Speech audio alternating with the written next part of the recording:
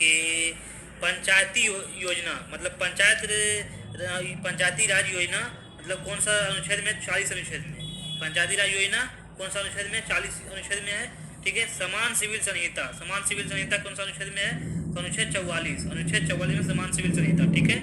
और आगे है फिर खेल दिवस। ठीक है। खेल दिवस प्रति वर्ष मनाया जाता है 29 अगस्त को। ठीक है। 29 अगस्त के दिन मनाया जाता है और ये ध्यानचंद के जन्मदिन पर मनाया जाता है। ठीक है। ध्यानचंद के जन्मदिन पर मनाया जाता है। चलिए अब आगे देखते हैं। आगे है खेल रत्न हो गया, उसके बाद है, चलिए देखते हैं फिर आगे। देखिए आगे क्या पूछा था कि सेटियागो राजधानी सेटियागो राजधानी कौन सा देश का है, तो चिली देश का है। सेटियागो राजधानी कौन सा देश का है, तो चिली देश का है। ठीक है। ठीक है। तो आगे है क्या है, खेल दिवस। खेल दिवस प्रतिवर्ष 29 अगस्त को मनाया जाता है। 29 अगस्त को मनाया जाता है। ठीक है। और ये मनाया जाता है मतलब ध्यानचंद के जन्मदिन पर मनाया जाता है। ठीक है। प्रतिवर्ष ध्यानचंद के जन्मदिन पर मनाया जाता है 29 अगस्त को। ठीक है। आगे है, आगे क्या है कि सेंटियागो की राजधानी पूछ दिया गया था। मतलब सेंटियागो राजधानी है किस देश का, तो चिली। चिली का राजधानी क्या है, सेंटियागो है। चिली का राजधानी सेंटियागो। ठीक है। आगे है, आगे आगे पूछ दिया था कि राष्ट्रपति का जमानत राशि, मतलब राष्ट्रपति का जमानत राशि क्या, मतलब राष्ट्रपति जब अपने चुनाव के लिए नामांकन करवाता है तो राष्ट्रपति का जमानत राशि क्या होता है, जिससे कि मतलब उनसे पैसा लिया जाता है, जमानत राशि जमा करवाया जाता है जो 15,000 रुपया। ये क्वेश्चन पूछा गया था कि राष्ट्रपति का जमानत राशि क्या हो, कितना है, तो 15,000। ठीक है। आगे है, अब आगे हो जाएगा अब सोडियम। सोडियम का संकेत पूछा था कि सोडियम का संकेत क्या आता है। ठीक है। 4 गो ऑप्शन था, उसमें से मतलब मिलान करने में दिया गया था कि इनमें से कौन सा सही मिलान किया हुआ है। ठीक है। तो सोडियम का संकेत क्या है, सोडियम का संकेत हो जाएगा Na। सोडियम का संकेत क्या हो जाएगा, Na। और देखिए जनसंख्या, अब जनसंख्या कल का डिस्कशन में जो करवाया गया था वहां से देखिए 3 क्वेश्चन आया है। जनसंख्या से ही 3, जनगणना से ही 3 क्वेश्चन आया है। ठीक है। जनगणना से देखिए जनगणना क्या है, क्या पूछा था क्वेश्चन था कि 2011 जनसंख्या घनत्व, 2011 में जो जनगणना हुआ था उसका जनसंख्या घनत्व किस राज्य का जनसंख्या घनत्व सर्वाधिक है, किस राज्य का जनसंख्या घनत्व सर्वाधिक है, तो बिहार हो जाएगा। ठीक है। बिहार हो जाएगा। ठीक है। और ये आपका कल का वीडियो में ही करवाया गया था। ठीक है। और फर्स्ट शिफ्ट में भी देखिए उसी तरह मतलब 3 क्वेश्चन जनगणना से आया था, 2011 की जनगणना से। और सेकंड शिफ्ट में भी देखिए 3 क्वेश्चन आ गया है। ठीक है।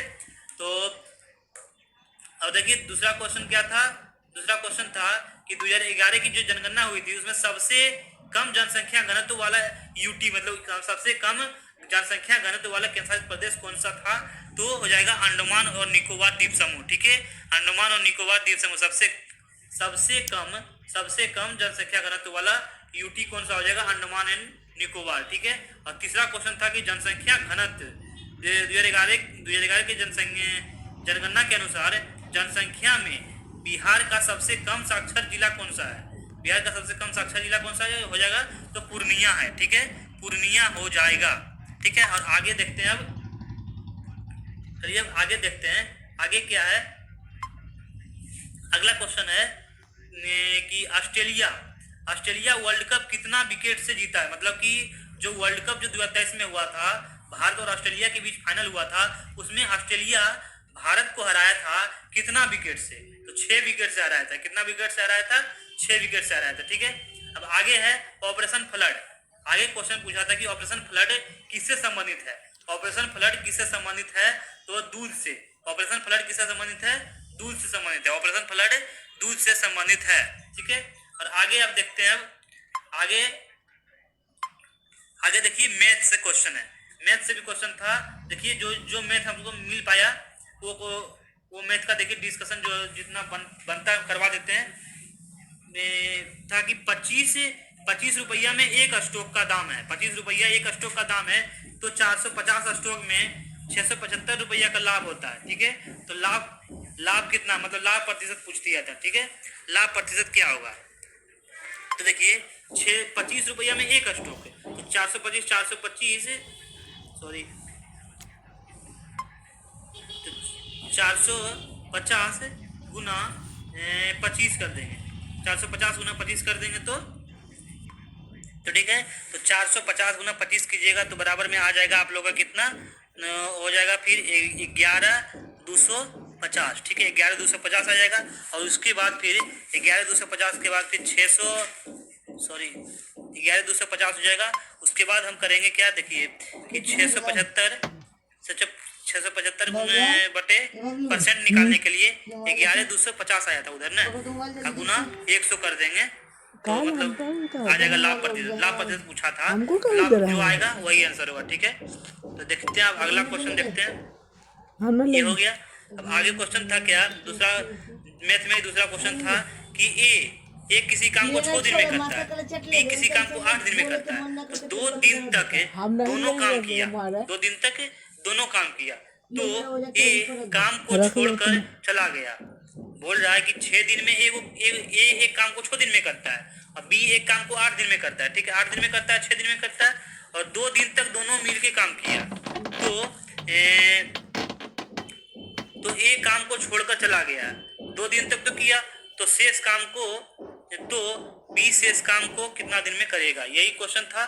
तो देखिए इसमें हो जाएगा कि 6 और 8, इसका एलसीएम निकालेंगे क्या हो जाएगा 24, ठीक है। 8 तिया 24, 8 तिया 24 हो जाएगा, यहाँ पे 3 और यहाँ पे हो जाएगा 6 चौक 24। तो 2 दिन तक तो काम किया, तो 4 और 3, 4 3 7 है, तो 7 एक दिन में 7 काम, तो 2 दिन में 14 काम, तो 24 में से 14 घटा देंगे कितना आ जाएगा 10, ठीक है। 10 हो गया। उसके बाद फिर 10 में फिर कौन काम किया 10, अब 10 काम को ये कौन करेगा, ये कर रहा था बी का काम था 3, अब 3 से भागा देंगे तो 3.1/3 हो जाएगा, ठीक है। यही आंसर हो जाएगा, ठीक है। अब आगे देखिए, अब आगे का क्वेश्चन है क्या, ये हो गया तीसरा क्वेश्चन। देखिए मैथ का ये तीसरा क्वेश्चन भी, तो मैथ का है क्या है क्वेश्चन ये है कि 6400 रुपया 6% से दर से 146 दिन का साधारण ब्याज क्या होगा। एक लड़का क्वेश्चन जो भेजा ये बोल रहा था कि मतलब डेट दिया गया था कि मतलब 11 फरवरी से मतलब कितना जुलाई तक का था कि इस डेट के बीच कितना साधारण ब्याज होगा। तो उसको अगर निकालते हैं तो 146 दिन होता है, तो 6400 रुपया का 6% की दर से 146 दिन का साधारण ब्याज क्या होगा, क्वेश्चन ये पूछ दिया था, ठीक है। तो देखिए इसको कैसे निकालेंगे, इसको निकालेंगे। देखिए साधारण ब्याज है, साधारण ब्याज का फॉर्मूला क्या होता है, मूलधन, पहले मूलधन क्या था 6400, मूलधन गुना समय कितना 146 दिन, 146 दिन और 365 साल में बदल देंगे, ठीक है। 365 से भागा कर देंगे, मूलधन गुना समय गुना दर कितना था, दर था 6%, ठीक है। 6% गुना 100 कर देंगे, तो 100 से 0 ये खत्म हो जाएगा, ठीक है। और 146 से हम काटेंगे ये वाला, तो ये कितना बार में कट जाएगा, फिर इतना कीजिएगा तो आंसर आ जाएगा आप लोग का, ठीक है। चलिए आगे चलते हैं अगला क्वेश्चन में। अगला क्वेश्चन क्या था आप लोग का, देखिए अगला क्वेश्चन था कि दिहांग परियोजना किस राज्य में है, दिहांग परियोजना किस राज्य में है, दिहांग परियोजना किस राज्य में, तो अरुणाचल प्रदेश में, दिहांग परियोजना अरुणाचल प्रदेश में हो जाएगा, ठीक है। अगला क्वेश्चन है आप लोग का कि तैरता हुआ मतलब, ठीक है। देखिए ये वाला क्वेश्चन था कि एक तो कि तैरता हुआ नेशनल पार्क जो हमको मिला है क्वेश्चन, उसमें था कि तैरता हुआ नेशनल पार्क कौन सा राज्य में है, तो मणिपुर में है। तैरता हुआ नेशनल पार्क मणिपुर में है, ठीक है, मणिपुर हो जाएगा इसका। और एक ऐप से भी आया था, ऐप से क्वेश्चन था कि सारथी ऐप कौन लॉन्च किया था, तो सेबी। सारथी ऐप कौन लॉन्च किया था, तो सेबी लॉन्च किया था, ठीक है, सेबी लॉन्च किया था। सार्वजनिक और था आगे था सार्वजनिक क्षेत्र का मतलब कौन सा संस्था सार्वजनिक क्षेत्र का, ठीक है, कौन सा संस्था सार्वजनिक क्षेत्र का है, तो रेल हो जाएगा। उसमें था रेलवे, ऑप्शन में था रेलवे और 3 वो था मतलब प्राइवेट सेक्टर का कोई बैंक था उसमें, तो प्राइवेट वाला ने पूछा था सरकारी वाला पूछा था, सरकारी हो जाएगा, रेलवे हो जाएगा, ठीक है, रेलवे हो जाएगा। आगे था कि हिटलर का जन्म कहाँ हुआ था। देखिए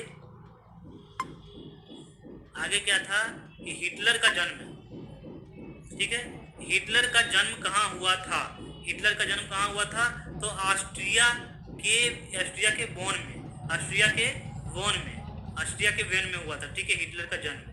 आगे क्वेश्चन पूछा था कि हिटलर तो हो गया। आगे था लुई सोलहवां किस वंश से था। लुई सोलहवां जो था वो किस वंश से था, तो बोरबोन नरेसो वंश से था। बोरबोन